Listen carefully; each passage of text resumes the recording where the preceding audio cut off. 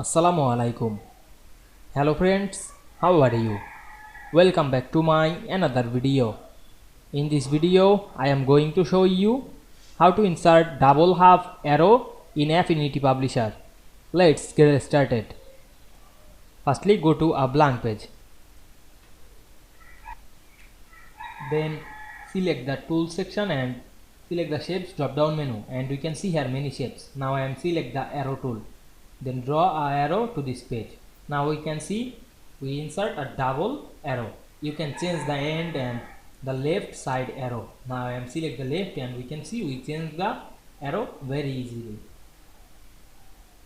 Now I am select this and click this option and select the same arrow.